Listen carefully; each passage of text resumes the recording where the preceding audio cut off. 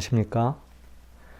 새벽 기도회에 오신 모든 성도님들을 진심으로 환영합니다. 오늘은 5월 4일 목요일 1844년에 대한 연구를 시작하겠습니다. 우리 다 함께 기도하시고 이 시간을 시작하겠습니다. 거룩하신 하나님 아버지, 이 이른 아침 저희들을 깨워주시고 하나님의 말씀 앞에 나올 수 있게 해주신 것 감사합니다. 마지막 시대를 살아가는 저희들, 주님의 재림하심이 심히 임박한 이때 우리에게 맡겨주신 거룩한 사명들을 감당할 수 있는 성령의 능력과 지혜를 저희들에게 허락하여 주옵소서.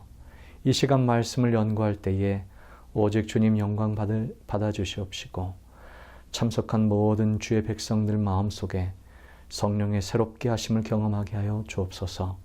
예수님의 이름으로 간절히 기도합니다. 아멘. 네, 오늘은 1844년이라는 주제로 함께 말씀을 연구하겠습니다. 먼저 성경 말씀 요한계시록 3장 12절에 있는 말씀입니다. 이기는 자는 내 하나님 성전의 기둥이 되게 하리니 그가 결코 다시 나가지 아니하리라. 내가 하나님의 이름과 하나님의 성 곧 하늘에서 내 하나님께로부터 내려오는 새 예루살렘의 이름과 나의 새 이름을 그 위에 기록하리라. 여러분, 재림교회를 설명하는 단어들은 어떤 것이 있습니까?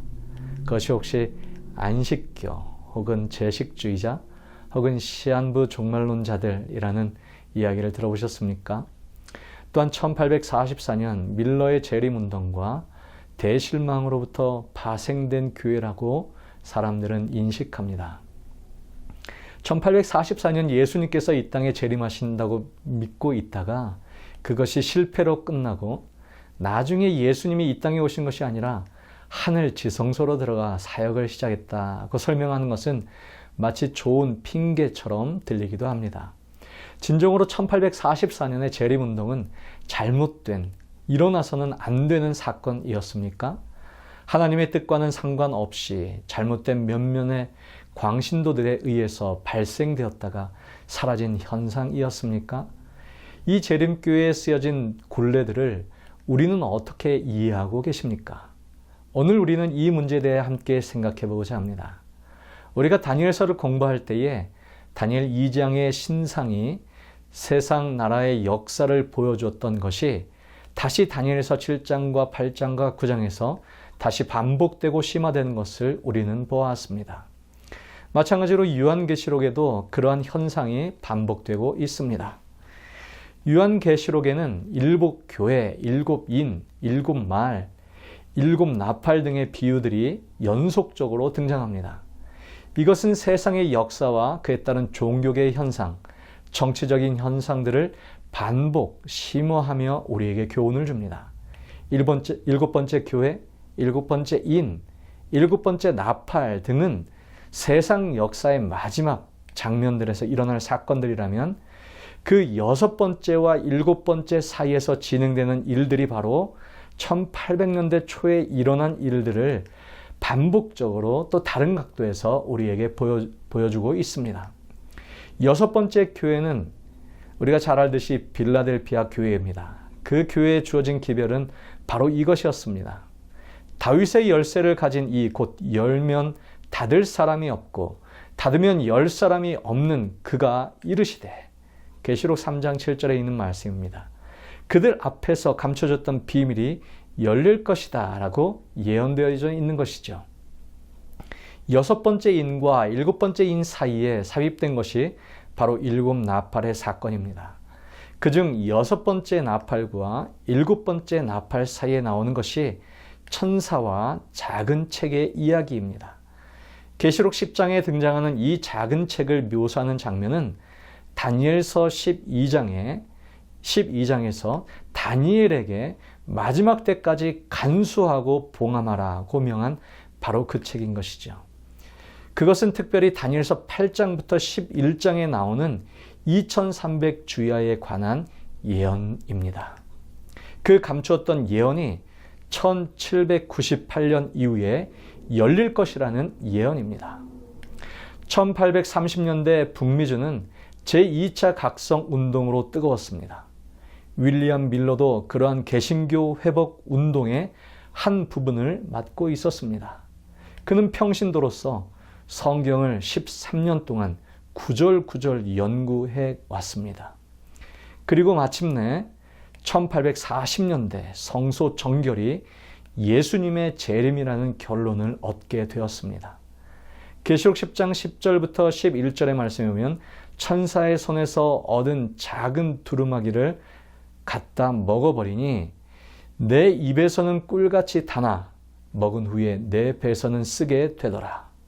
이상의 예언처럼 그들은 재림을 준비하여 뜨거운 시간을 보냈지만 그 결과는 참혹한 대실망이었습니다. 그렇다고 해서 그것이 정말로 단순한 광신도들의 실패작이었을까요? 1844년 재림운동이 우리에게 남겨준 것은 무엇입니까? 예수님의 초림을 준비하기 위해 부름을 받은 사람들이 있었습니다. 그가 바로 침례 요한입니다. 그는 예수님의 초림을 위해 광야에서 외치는 자의 소리로 그분의 길을 평탄케 하였습니다. 그러나 그는 예수님의 사역에 대해 완전하게 이해하지 못했습니다.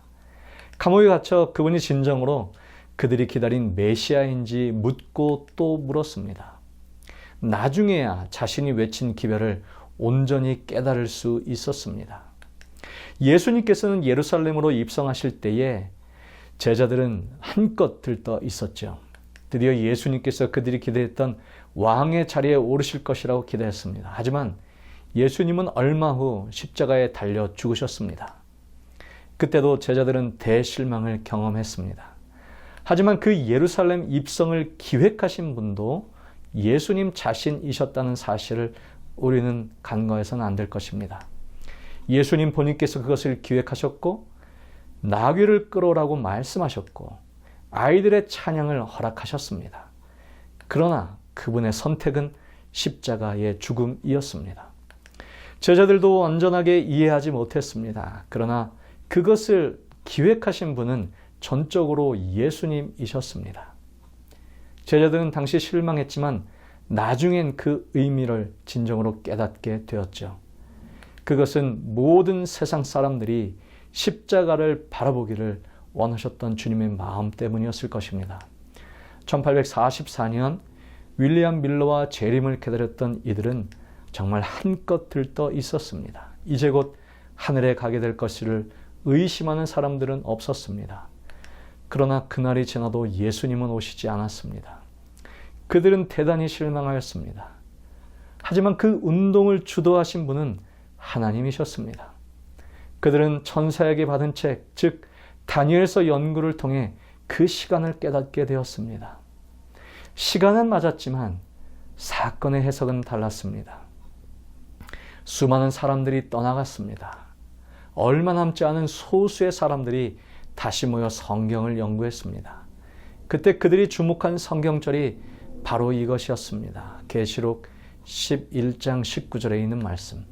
하늘에 있는 하나님의 성전이 열리니 성전 안에 하나님의 언약궤가 보이며 그들이 보게 된 것은 바로 성소의 가장 거룩한 곳 지성소에 서 계신 예수님의 모습이었습니다.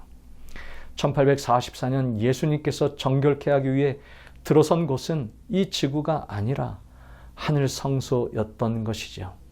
그것을 깨달은 이들은 하이람 에드슨과 몇몇의 농부들, 즉 평신도들이었습니다. 그들은 실망하고 낙심한 형제 자매들을 위로하기 위해 벌판을 걷고 있을 때에 하늘이 열리고 예수께서 성소에서 지성소로 들어간 모습을 이상 중에 보게 되었습니다.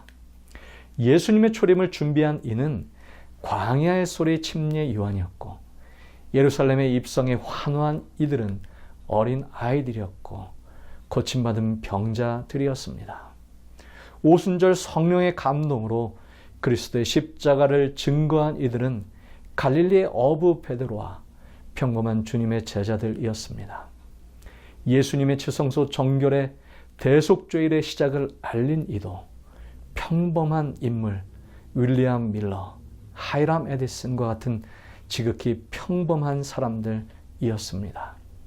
1844년의 대실망 속에 다시 그들이 성경으로 돌아가 발견한 진리는 지성소의 기별이었습니다. 지성소의 중심은 언약궤이고 언약궤의 중심은 하나님의 율법이며 하나님의 율법의 중심은 넷째 계명에 기록된 안식일의 계명입니다. 그래서 그 안식일의 중심은 또한 예배입니다. 즉 지성소의 기별이 펼쳐진 때가 1844년인 것은 지금도 우리를 위하여 중보하고 계신 그리스도의 사역에 우리의 초점을 맞추도록 하나님께서 이 운동을 주관하고 계셨다는 사실입니다.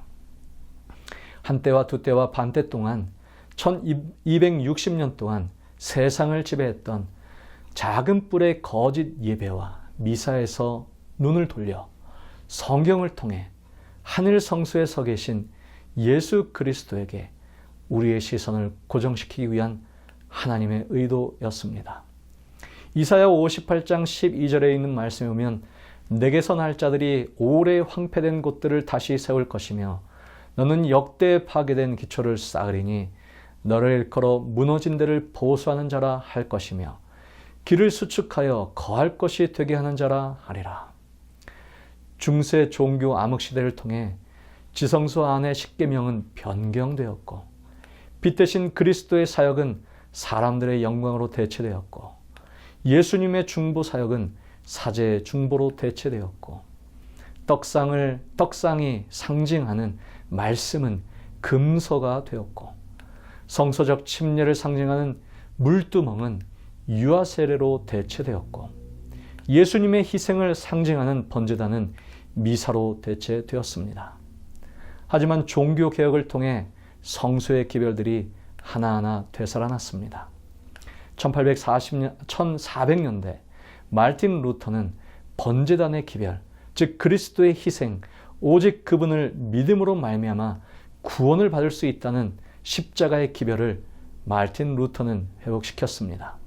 왈덴스인들은 성소의 떡상, 오직 성경만으로 구원, 성경만으로 돌아가자, 안식일을 준수하자, 말씀을 구하자라고 하는 운동을 일으켰던 평신도들이었습니다.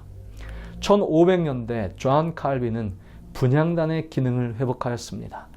오직 그리스도를 통해 기도를 회복하고 사제를 통해 고해성사하는 것을 폐하는 역할을 했던 사람이 존 칼빈입니다. 1600년대에는 존 스미스에 의해서 물두멍의 기별이 부활하였습니다. 침례의 기능을 회복을 통해 물에 완전히 잠기는 형식을 회복하였습니다. 또한 여기에서 더 나아가 성령의 침례까지 나아가도록 이끌었습니다. 1700년대 존 웨슬레를 통해 일곱 촛대의 기능이 회복되었습니다. 그리스도의 삶은 전적인 거룩함으로 하나님을 사랑하며 이웃을 사랑함을 그는 가르쳤습니다. 이제 남은 마지막 성소의 기별은 무엇입니까?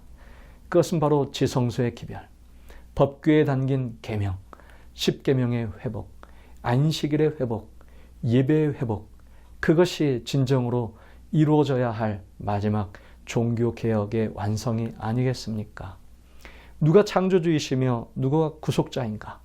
우리는 누구에게 진정으로 경배해야 하는가? 하나님을 경배한다고 하지만 인간의 전통과 인본주의 신앙에 젖어 있는 현대인들을 위한 마지막 기별이 바로 재림교회가 가지고 있는 기별이 아니겠습니까?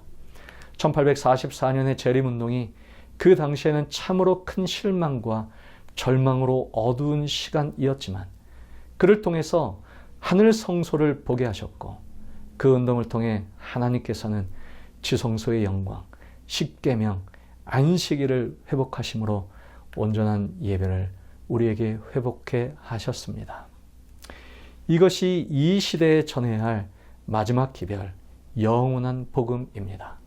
우리는 결코 우연히 재림교인이 된 것이 아닙니다. 한 가지 이야기를 드리고 마치겠습니다. 꽤 오래전 이야기입니다. 유럽의 헝가리와 루마니아 사이가 좋지 못한 상황이 되었습니다.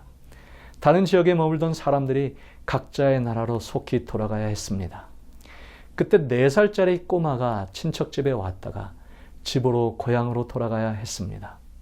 그러나 아무도 그와 동행할 수 없었습니다. 기차를 타고 홀로 헝가리로 돌아와야 했습니다. 홀로 4살짜리 꼬마아이가 여행해야 하는 것은 결코 쉬운 일이 아니었습니다. 그러나 사랑은 언제나 방법을 만들었죠. 사람들은 그 아이의 앞과 뒤에 표시를 하고 그녀를 이민 가방에 넣었습니다. 그녀의 사진을 가방 앞뒤로 또한 붙였습니다. 그 사진이 런던의 한 신문에 실렸습니다. 다른 가방들과 함께 그녀를 담은 가방도 국경선을 넘었습니다. 그녀를 기다리고 있던 어머니의 마음은 얼마나 두려웠을까요? 그 딸이 가방에 담겨 고향역에 내려졌을 때 어머니의 가슴은 기쁨으로 차올랐습니다. 그와 마찬가지로 주님께서는 우리가 집으로 돌아오기를 고대하십니다. 우리는 항상 퍼스트 클래스 시트에 앉아서 갈 수만은 없습니다. 때로는 짐들과 함께, 때로는 어둠 속에서 오랜 시간을 보내야 할 수도 있습니다. 하지만 그것이 무슨 상관이 있겠습니까? 우리는 지금 본향으로, 하늘 본향으로 가고 있지 않습니까? 우리 앞뒤로는 새 예루살렘 라벨이 붙어 있습니다. 우리의 마음엔 예수 그리스도의 이름이 새겨져 있습니다. 우리는 하나님의 가족이기 때문에 그렇습니다. 7교회 중에 시련 속에서도 쓰러지지 않은 교회, 빌라델피아 교회. 당시 빌라델피아 지역에는 많은 지진이 있었습니다. 그 지역이 얼마 전 지진이 일어난 바로 튀르키예 지역입니다. 그러나 성경은 이렇게 말합니다. 계시록 3장 12절에 이기는 자는 내 하나님 성전의 기둥이 되게 하리니 그가 결코 다시 나가지 아니하리라. 내가 하나님의 이름과 하나님의 성 곧 하늘에서 내 하나님께로부터 내려오는 새 예루살렘의 이름과 나의 새 이름을 그 위에 기록하리라. 지진에도 쓰러지지 않은 하나님의 성전의 기둥들, 수많은 시험과 어려움 속에서도 결코 넘어지지 않고 그 믿음을 지킨 자들, 작은 능력을 가지고도 내 말을 지키며 내 이름을 배반하지 않은 자들, 바로 그들이 오늘의 우리가 되기를 간절히 소망합니다. 우리 다 함께 기도하겠습니다.